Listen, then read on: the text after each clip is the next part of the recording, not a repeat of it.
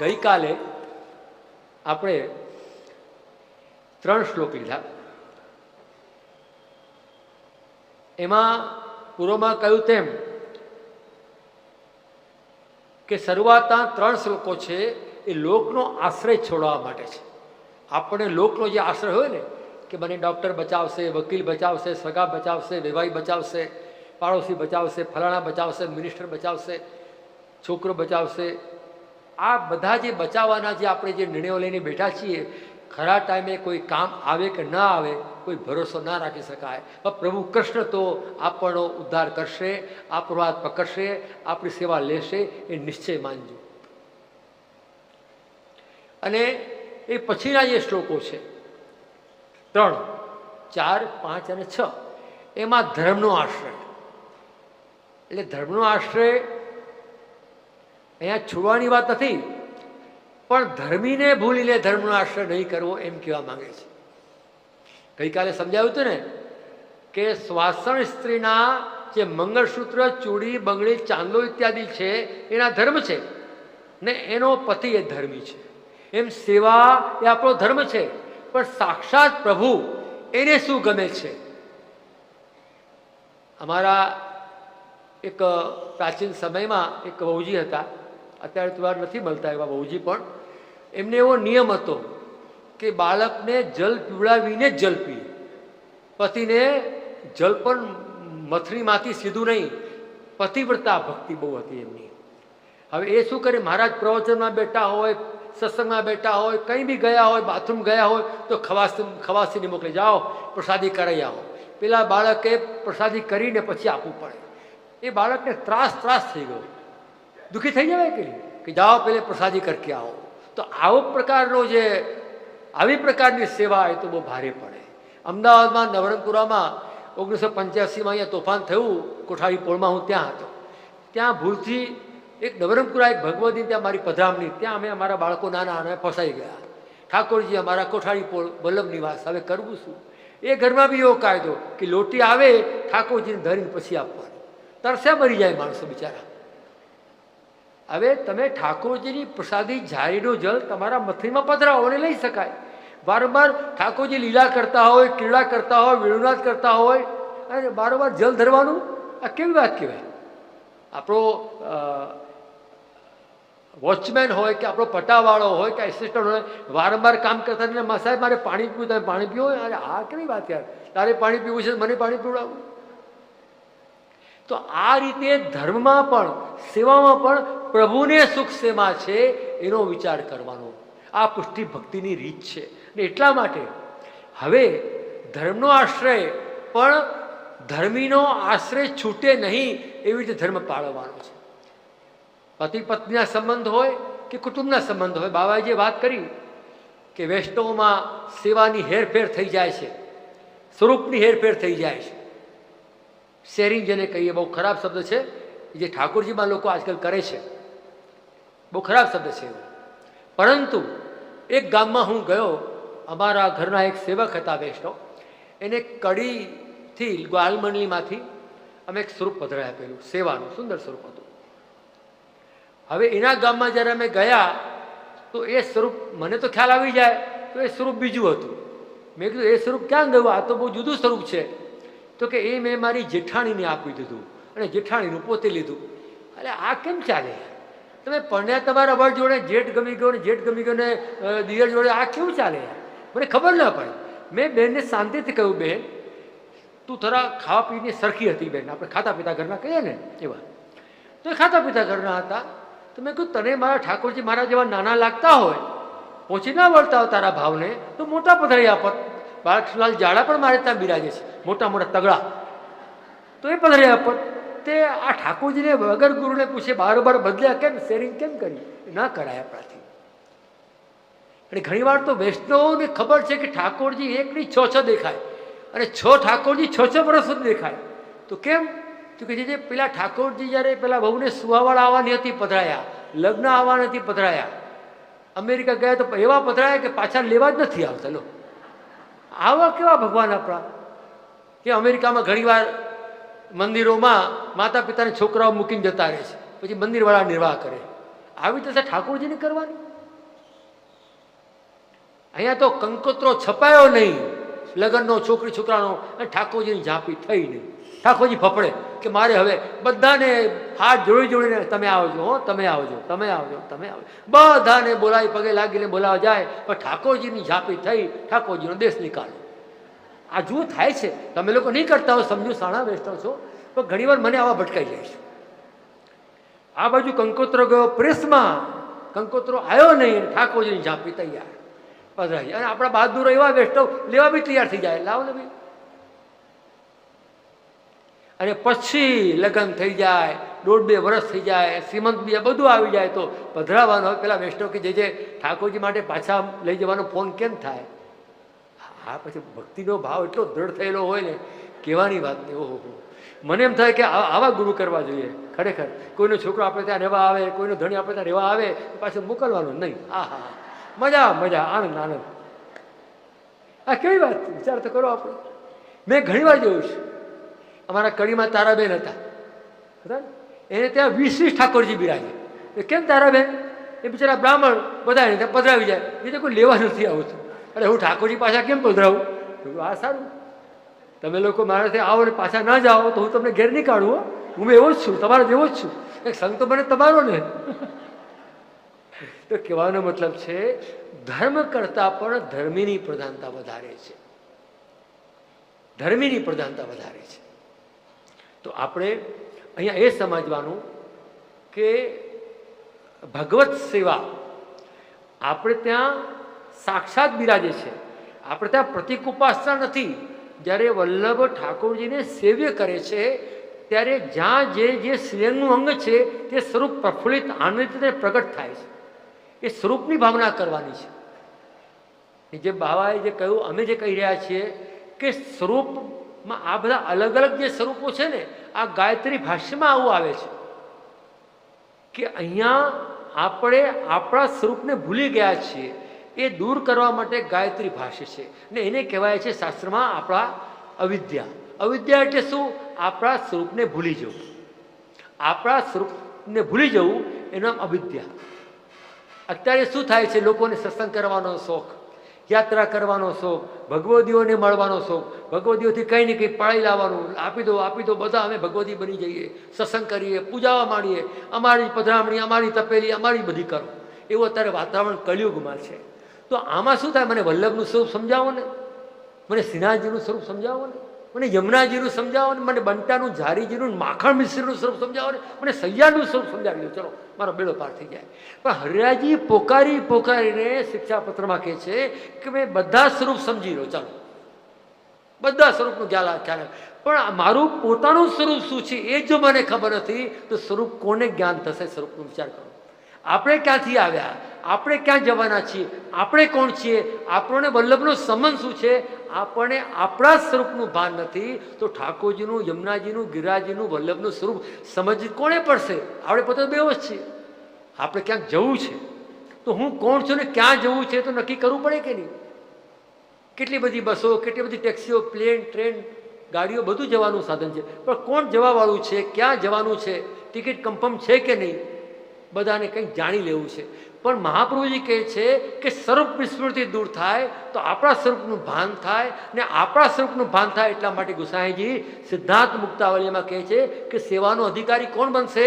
કે જેને પોતાના સ્વરૂપનું ભાન હોય, સેવાના સ્વરૂપનું ભાન હોય, ઠાકોરજીના સ્વરૂપનું ભાન હોય અને માર્ગના સ્વરૂપનું ભાન હોય, એને સેવા અને સાનુભાવ થાય. પણ આપણે સોળસ ગ્રંથો ગમતા જ નથી, ખાલી યમનાષ્ટક અને સર્વોત્તમજીની પાછળ પડી જઈએ. પાઠ બેસાડો. અમારા માર્ગમાં, શાસ્ત્રમાં પાઠ બેસાડવો એટલે ગુરુ દ્વારા ભણાવવામાં આવતો પાઠ કરવો નહીં. અમે તો જ્યારે કહી ગયા હું પાઠ ભણાવું છું એટલે પેલા પાઠ નહીં કરે. મારા છોકરાને વિઝા મળી ગયો, રોગમાંથી મુક્તિ મળી ગઈ, ને મારું ઘર બની ગયું, છોકરી પરણી ગઈ, ને માંદગીમાંથી બહાર આવી ગયો. સર્વોત્તમ બેસાડો. અને એવા જ જગ્યાએ સર્વોત્તમ બેસાડવાના છે ઘરમાં સેવા જ ના હોય, કોઈને સામગ્રી કરતા બી ના આવડતું હોય, ટાઈમ બાઈમ બી પાડતા ના હોય, બધા બીજાથી બોલાવીને સામગ્રી કરાવે. અને પછી ભગવતી મળી જાય, કોપરાની સામગ્રી કરજો, ઘી નહીં જાય વધારે. પછી એવા ચતુર શિરોમણી મળે આપણે, ભાઈ એમાં કાપ કરવાનું. અને એવા ઘરના પુરુષો તો હાજર જ ના હોય, કારણ કે લેડીઝ શું કામ છે? સર્વોત્તમ યમનાષ્ટકમાં આપણે શું લેવા દેવા? કોઈ ઘરનો પુરુષ હાજર ના હોય. તમારે ત્યાં કિટી પાર્ટી હોય, બર્થડે જન્મદિવસ હોય, તો કેટલા બધા હાજર રહો છો? સાચું કહેજો, ઈમાનદારીથી કહેજો મારી વાત. આ આશ્રયની વાત કરું છું. આપણે ત્યાં નાના બાળકનો જન્મદિવસ હોય કે આપણા લગ્નનો દિવસ હોય કે આપણી પત્નીનો જન્મદિવસ હોય તો કેટલા બધા તાગળ ધીના કરી અને કેવા ઘરનો એક એક મેમ્બર તૈયાર, અને એમાં ઘરવાળો તો પહેલો સગુણદાસ યા ઘરકો સેવક પહેલો આવી જાય. એ સિવાય કામ કરે કોણ? છોકરાઓ તો માને કે ના માને, પહેલા તો માનવું જ પડે ને. તો બધા તૈયાર, પણ આપણા ઘરમાં પાઠ રાખ્યા હોય, આપણા ઘરનો પાઠ હોય તો કોઈ વૈષ્ણવ હાજર રહે નહીં. આ અત્યારે આપણી કહાણી છે. બોલો, આ ખોટી કહાણી છે કે સાચી? નક્કી કરી લો. મનને પૂછો, પોતાના મનને પૂછો. ઘરના માતા પિતા પત્નીઓ કે આજે ઠાકોરજીનો પાઠોત્સવ છે, જરા વહેલા આવજો, આપણે ઠાકોરજીને ધરી પ્રસાદ લઈને પછી જજો. આજે આપણે ત્યાં પાઠ છે, બધા પુરુષો હાજર રહેવું છે. એક મહેમાન તમારે ત્યાં વેવાઈ વહેલા આવે તો બધા હાજર થઈ જાય. ના, વેવાઈ છે ને ભાઈ, તો આ તમારા સગા વૈષ્ણવ નથી, એને કંઠીનો સંબંધ નહીં માનવાનો, ખાલી લૌકિકનો સંબંધ માનવાનો. જે લગ્ન જે માત્ર આ દેહ સુધી છે ને, આ વૈષ્ણવો પ્રાણ સુધી છે. કંઠીનો સંબંધ છે મારો ને તમારો. આ તમારા મારા સગાવાળાનો આ દેહ સુધી સંબંધ છે, પણ મારો ને તમારો કંઠીનો આત્માનો સંબંધ છે. તો આજના કહેવાતા સો કોલ્ડ વૈષ્ણવો શું કરીએ છીએ આપણે કે પાઠ કરીએ છીએ, પણ ઘરના કોઈ હાજર નહીં. કદાચ વહુ દીકરા બી ભાગ્યશાળી હોય તો હાજર હોય કે ન બી હોય, એનું કોઈ ગેરંટી નહીં. અને એમાં પાછો પૂછવું પડે છોકરાઓને કે ભાઈ પાઠ રખાવીએ? ના ના, આજે મારે ટ્યુશન છે, આજે મારે ટાઈમ છે, આજે મારે ક્લાસ છે, આજે નહીં. તો 12 મહિના તો પાઠ કરવામાં જતા રહે, ક્યારે રાખવા? અને અમે લોકો બહાર જઈએ ને ત્યારે રાખજો. આ સત્ય અમદાવાદમાં ક્યાંય નથી હો, ભૂલથી અમદાવાદમાં નથી. ના હો, આ તો અમદાવાદ તો મારું ગામ છે, મણિનગર તો મારું. આમાં તો હોય જ નહીં, જરાય ના હોય. આ તો સિરિયલ હજી બની નથી ને, હવે આવશે. આ સિરિયલ પર ધીરે ધીરે આવવાની છે, લાઈવ આવવાની છે, સ્ટાર પ્લસ પર આવવાની છે. તો વિચાર કરો, આશ્રયની વાત કરતા પહેલા આશ્રયની વાત આ કેવી જરૂરી છે.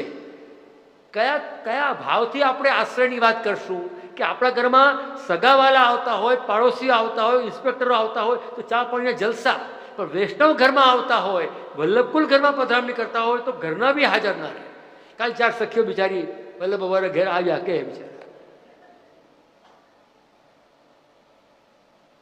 એટલે આપણે ત્યાં પાઠ થાય છે.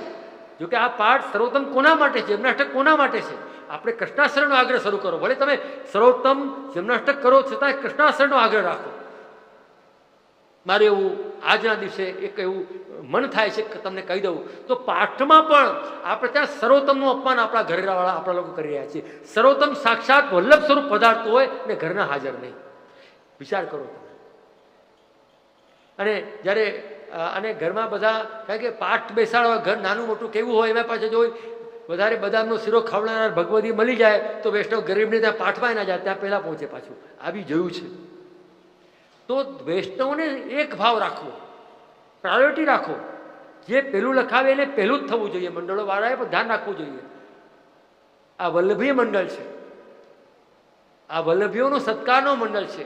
એટલે પાઠ કરાવતા હોઈએ તો પણ કુટુંબના દરેક વૈષ્ણવ હાજર રહેવું જોઈએ. એ સામગ્રી અમે અમારા ઘરમાં જ બનાવીએ, અને એ પણ સામગ્રી કરવા આવનાર સખીઓએ પણ ફ્રી સર્વિસ આપવી જોઈએ. સામગ્રી કરીને પૈસા લઈએ તો પણ દોષ.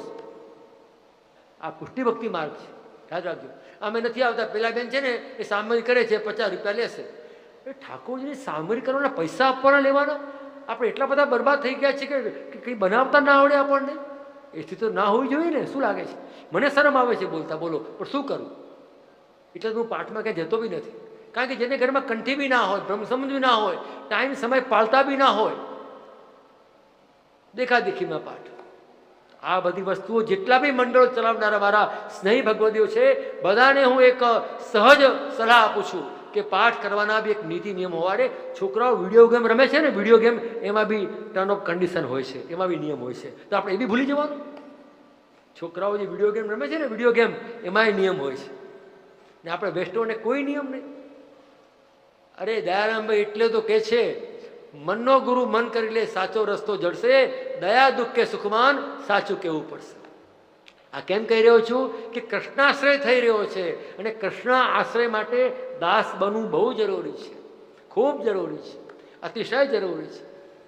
અને ત્યારે હું પોતાને વલ્લભનો દાસ માનું છું. આપણા મહાપ્રભુજી પોતાને દાસ માને છે, ગુસાઈજી પોતાને દાસ માને છે, શ્રી ગોખલેજી પોતાને વૈષ્ણવ થયાનો ઉત્સવ મનાવે છે, હરિયાજી પોતાને દાસ માને છે. દાસ એટલે પાસ. અને શરણ આવીશું તારે, કે આ કૃષ્ણાશ્રયનો પાઠ અને કૃષ્ણાશ્રયનું વિવેચન, કૃષ્ણાશ્રયની ભાવસંગતિ આપણા હૃદયમાં ઉતરીને, અને ભગવદીઓ કેટલાક કહે છે કે શ્રી વલ્લભ નખ ચંદ્ર છટાવીને સબ જુગમાં આય અંધેરો. વલ્લભના જે નખ છે ને 10 છે, તો એ બધા ચંદ્ર સમાન છે, અને વલ્લભ પોતે સૂર્ય સમાન છે. આ પ્રાણ છે. આચાર્યો ઘણીવાર કહે છે 10 પ્રાણ છે આ 10 શ્લોકો, અને 11મો શ્લોક જે છે એ આત્મ સ્વરૂપ છે. અને જે ભાગવતના 12મા સ્કંદમાં આશ્રય લીલા છે, 2 થી 9 સુધી બધી જે બી લીલાઓ છે, અને 12 સ્કંદમાં આશ્રય લીલા છે. આજે સૌથી વધારે જરૂર છે આશ્રયની, અને આશ્રય દ્રઢ થાય એ જ આ ત્રિદૃશ્ય સત્રનો હેતુ છે, ફલ છે. આપણામાં આશ્રય દ્રઢ થાય એટલે આશ્રય દ્રઢ થાય એવો હુકમ કરવાનો મારો નથી. મારામાં બી દ્રઢ થાય, તમારામાં બી દ્રઢ થાય. કારણ કે મારામાં દ્રઢ થશે તો તમારામાં દ્રઢ થશે ને.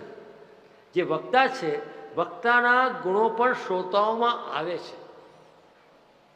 એટલે વૈષ્ણવજનો, હવે આપણે 4થો શ્લોક લઈએ છીએ, અને એની અંદર ખૂબ મજાની વાત આવે છે. અહંકાર વિમૂઢેશુ સત્સુ પાપાનુવર્તેશુ લાભ પૂજાર્થ યત્નેશુ કૃષ્ણ એવ ગતિર્મમ. હે પ્રભુ, જ્યાં જાઓ ત્યાં અહંકાર. અમારા સ્કૂલમાં જ્યારે નાના હતા, ભણતા હતા, તો એક શિક્ષક મને ટ્યુશનમાં આવતા હતા, અને એ સ્વામિનારાયણ ધર્મ પાળે. મને પ્રશ્ન કરે, હવે એનો જવાબ મારી પાસે નહીં. મને કે અમારા મંદિરમાં જઈએ તો અમે તો મિત્રોને સગાઓ લઈ જઈએ તો એમને પ્રસાદ અમને મળે, તમારા મંદિરમાં જઈએ તો પૈસા ના આપે તો પ્રસાદ બી ના મળે. કેમ આવું? હું હવે ગણિતમાં કાચો, ગણિત તો સાહેબ એટલે મૂડી નીચી કરીને બેસી જાઉં. શું કરવું? કોને કહું? મને આ બધી ખબર નહીં, વહીવટ કેમ થાય. મને તો સેવાની ખબર, સ્વરૂપની ખબર, વહીવટની ખબર વહીવટદારને. મારે વહીવટ કરવો નથી. એ વોટ જ મારી પાસે નથી કે વહીવટ કરું. એ વોટ લાવું ક્યાંથી? વહીવટ કરવા માટે વટ જોઈએ ને, વટ નથી મારી પાસે, હું દાસ છું. તો કહેવાનો મતલબ આ થાય છે કે અહીંયા પણ આજે આપણી સ્થિતિ તમે જુઓ કે કોઈ નવો વૈષ્ણવ આપણા માર્ગમાં આવે, આપણી હવેલીમાં બી આવી જાય કે આપણી બેઠકમાં બી આવી જાય અને પૂછે કે ભાઈ રાજભોગ ક્યારે થવાના છે, તો કોઈ શાંતિથી જવાબ આપનાર નથી. બોલો, એવા તિરસ્કારપૂર્વક, ઉદ્ધતાઈપૂર્વક જવાબ આપે કે વૈષ્ણવને ભળે દુખાઈ જાય. એટલે તો બોર્ડ લગાવવા પડે છે, ભાઈ મંગળા આટલા વાગે, શૃંગાર આટલા વાગે. અને બીજી વાત તમને કહું, આ અહંકાર કેમ આવી જાય છે આપણને? અહંકારનો મતલબ છે સ્વરૂપની વિસ્મૃતિ. ભક્તિનો મતલબ છે, આશ્રયનો મતલબ છે અહંકાર, અહમ, દાસો અહમ. આપણે આપણા અહંકારને દાસ બનાવી દીધો અને આપણું સ્વરૂપ બદલાવી ગયું. કન્યા મંડપમાં બેઠી બેઠી વિચાર કરે કે મારું તન ધન બધું મારા પતિનું થઈ ગયું, હવે એવું તો ખાલી. એવું નથી, એ અધૂરી વાત છે, એક પક્ષી વાત છે. પણ એ વિચાર કરે કે મારા પતિ જ્યારે મારો થઈ ગયો, એનું નામ, એનું સમૃદ્ધિ, એનો વૈભવ, એ બધું મારું થઈ ગયું કે નહીં? તો જ્યારે બ્રહ્મસંબંધ લઈએ છીએ તો માત્ર આપ નથી કરતા, આખા પ્રભુને આપણે પોતાના બનાવી લઈએ છીએ. એ કેમ ભૂલીએ? જ્યારે બ્રહ્મસંબંધ લઈએ છીએ, સમર્પણ કરીએ છીએ, તો પ્રભુ આપણા બની જાય છે, એ શ્રીજી આપણા બની જાય છે. અને રહી વાત, જેમ બાબાએ કહ્યું કે, અને ગાયત્રી ભાષામાં બી આવે, જે સ્વરૂપમાં તમારી આસક્તિ હોય, ભર્ગો દેવશ ધીમહિ ધિયો યો ન પ્રચોદયાત તત્ સવિતુર્વરેણ્યમ. અહીંયા વરણ થાય છે, જે લગ્નમાં વર કન્યાનું ને કન્યા વરનું જે વરણ કરે એટલે અપનાવે, એમ ઠાકોરજી તો ભક્તનું વરણ કરે છે. એ વાત તો સાચી, પણ પુષ્ટિમાં ભક્ત પણ પ્રભુનું વરણ કરે છે કે આ સ્વરૂપ નહીં, મને આ સ્વરૂપે આપ અનુભવ કરાવો, આ સ્વરૂપે રસદાન કરો, આ સ્વરૂપે મને આલિંગન કરો, આ સ્વરૂપે મને લીલામાં લઈ જાઓ. એવા ભક્તની સેવા છે. હવે વિચાર કરો તો દરેક જગ્યાએ મોટા ભાગે તો શ્રીનાથજીની સેવા આપણે કરીએ છીએ કે લાલણની કરીએ. બધા સ્વરૂપો ક્યાંથી લાવીએ? પ્રશ્ન થાય કે ન થાય? એનો જવાબ એટલો છે કે શ્રીજી નાથજી સર્વદા સરભાવેના ભજનીયો વૃજાધિપ. આ સ્વરૂપ એવું છે, જેવી તમારી ભાવના હોય એવું સ્વરૂપ તમને દેખાય. અને બીજી વાત કે મંગળામાં બાળ સ્વરૂપ હોય, ધીરે ધીરે શૃંગાર આપો ત્યારે શૃંગાર રસનું દાન થાય. ધીરે ધીરે તમે ગ્વાલમાં લઈ જાઓ તો છોકરો મોટો થાય ને ગ્વાળીઓ બનતો ગાયોને કેમ ચલાવી શીખી જાય. અને ધીરે ધીરે રાજભોગ આવે એટલે સંપૂર્ણ એ રાજા ધીરાજ બની જાય. અને ઉત્થાપન થાય એટલે પાછું એને યાદ આવે કે હવે સેનમાં જવું છે. ઉત્થાપન એટલે બ્રહ્મનાથ, પ્રભુને જાગવાનું મન થાય. પછી સાંજે ગાય ચરાવીને ઘરે આવે તો ગોકુળનાથજી કહે છે ઠાકોરજી જે સંધ્યા આરતી વખતે જ્યારે ઘરે આવે છે તો અમે લોકો બ્રાહ્મણો અર્ઘ આપીએ છીએ સંધ્યામાં સૂર્યને, એટલા માટે ખાલી સૂર્યની સ્તુતિ કરવા માટે નહીં, હે સૂર્યદેવ બહુ થયું, બહુ તપ્યા, હવે તમે તમારે ઘેરે પધારો ને અમારા કનૈયાને લાલાને આવવા દો. સાંજ પડે ઘર આવ્યો એને આવવા દો હવે, એટલે સંધ્યા આરતી. અને પછી શેનમાં ઠાકોરજી અમારા બાળકૃષ્ણલાલ આટલા હોય તો પણ સૈયા મોટી હોય. તમારા ઠાકોરજી આટલા હોય તો સૈયા તો સભરે આટલી મોટી ના હોય તો આટલી તો હોય ને, આટલી તો ના જોઈએ સૈયા કોઈ ત્યાં. કોઈના વેસ્ટર્ન ત્યાં મેં આટલી સૈયા જોઈ નથી, આટલી તો જોઈએ છે. તો આટલી બી સૈયા હોય એનો મતલબ છે કે તમારા ઠાકોરજી જ્યારે પોળે છે ત્યારે સ્વામીજી સહિત પોળે છે. એકલા પોળતા નથી, એ તમારા વેણુજી જે છે ને એ સ્વામીજી છે. સ્વામીજી સાથે ન બિરાજતા હોય તો પણ ઠાકોરજીની બાજુમાં વેણું પધરાવીને પોળાવા, એટલે યુગલ રસનો ભાવ થઈ જાય. રસના યુગલ રસ નથી બોલ, એટલે પોળાડતી વખતે ઠાકોરજી કિશોર લીલામાં થઈ જાય છે. એટલે ભાવ તો તમારો જે કરો એ ઠાકોરજી સ્વીકારે છે.